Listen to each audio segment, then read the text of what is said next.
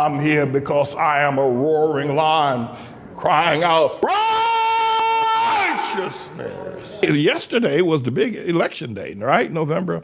Well, we didn't see the red wave, I don't think. We still don't know as best I'm able to determine who's going to take the Senate in terms of who's going to lead the Senate. You know, it's still up in the air and who's going to lead the House.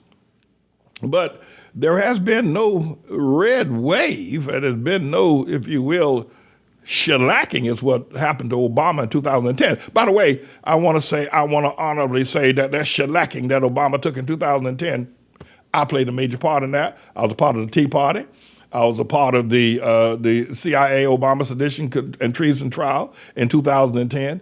And I played a major part, and it was 63, Obama lost 63 seats in the House in 2010. And I played a major part, and I'm so honored and proud to have done so. Now, potentially, neither one of these parties right now are worthy of my support. And because right now it has been clearly enunciated by Almighty God that both of these parties are the party of the devil.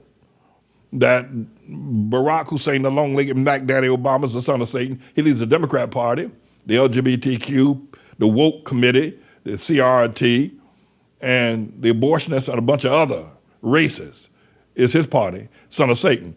Donald John Tribulation Trump leads the MAGA people, the immigration freaks, and also the LGBTQ. Surprisingly, the Republicans don't oppose the LGBTQ. You ain't heard nothing about that being on nobody's ballot. Listen, LGBTQ is in both the Republican and the Democrats' bedroom equally, 50-50. But they're also the anti-abortionists. And by the way, listen to some of the exit poll information from yesterday's, there are several red states like Kentucky and North Dakota rather, that voted for abortion rights. So the Dobbs decision back in, the spring of the year, July, I think it was June or July, actually was the motivating point behind the election. It was that decision that stopped the red wave. A lot of prognosticators and pollsters were saying, well, the issue was inflation. And inflation is a major issue, but the bedroom. So I'm gonna qualify, interpret this election as the bedroom issue election. That November 8th was the bedroom issue election. And that's why it's pretty even, that there was no red wave, there was no shellacking, because the issues that was most paramount on Americans' name. Now, this does not mean that the Civil War is over, that is not on anymore. It's just that people were protecting their bedrooms when they voted in the 2020 election. Let me tell you what I mean by that. Can you want to listen? I'm glad you're interested in. Yeah, it wasn't about democracy being on the ballot. The whole thing about we've lost our democracy and the nation will never be the same. It wasn't about the insurrection. It wasn't about the inflation that's off the charts. It wasn't about the global inflation. It wasn't about gun rights. None of that. Now, all that's important in some sense, in some quarters politically. But take it from the Honorable Dr. James Boom Shakalaka Manning. The issue that controlled what people voted on, both Republican, Democrat, Independent, and anything else, was the bedroom. Number one was abortion. Number two was LGBTQ. Did not move against LGBTQ. Don't even think about it.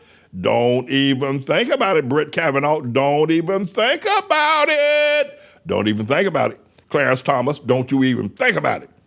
Clarence Thomas, if you think about moving LGBTQ off of a federal mandate, you better wake up and apologize. That's right. You better wake up and apologize to Caitlyn Jenner. That's right. Oh boy, I miss my comedian days. But no, seriously, that's everybody scratching their head. What happened? I can tell you what happened. People voted their bedrooms. Now, in some other election, because abortion was on the issue, and people want to have abortion.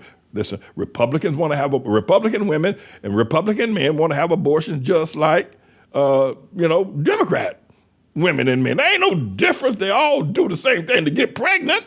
Then they all do the same thing to unpregnant themselves.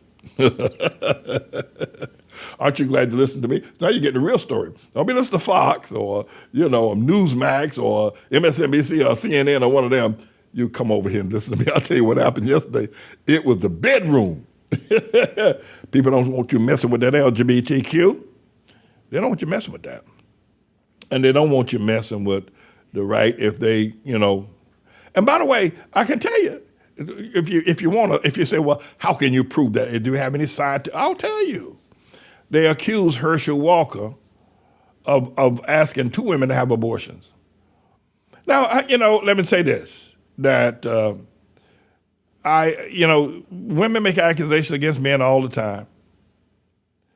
And but they didn't offer any concrete proof that he did.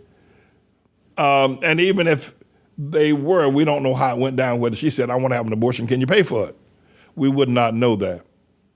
So I judge that it would be wrong to keep Herschel Walker out of the Senate seat based on an accusation. However, on the other hand, I believe he did it. No, I do. But maybe not in the way it seemed, that he's forced her to have an abortion. You better have this abortion, or I'm going to throw you I'm going to tie you to the railroad track or something like that. I don't think that. I think that maybe they said, well, she's pregnant, so we have an abortion. She said pay.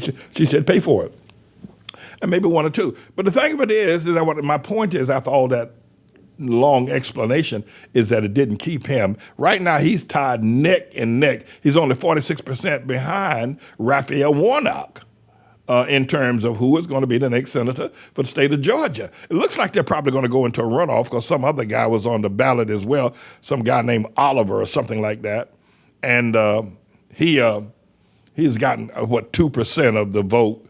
So it don't look like either one of those Hamite brothers are going to get 50%, so it'll be a runoff, and that'll happen in December 6th. But my point is this, is that people didn't care whether or not he's had 1, 2, 3, 4, 5, 6 abortions, one every year. They don't care. And they didn't judge it as being a bad thing. So really what happened with this election was it was a bedroom election. It was about what people do in their bedrooms. Getting pregnant, having an abortion, going outside of what God mandated as male and female. They've gone ahead now. You didn't hear not one Republican, not one Democrat, not one of them raise their voice and say that we need to do something about removing Obama's mandate of the 25th Amendment. Was it 25th Amendment? No, not 25th Amendment. The amendment to the Constitution that same-sex marriage is legal. So it was the election, and now the Civil War is still on. And when I come back, I'll have more to say about that. But this was the stay out of my bedroom election. Let me get it right title. Stay out of my bedroom midterm election. Me, I'm James David Manning, everybody. I'm the Lord's servant.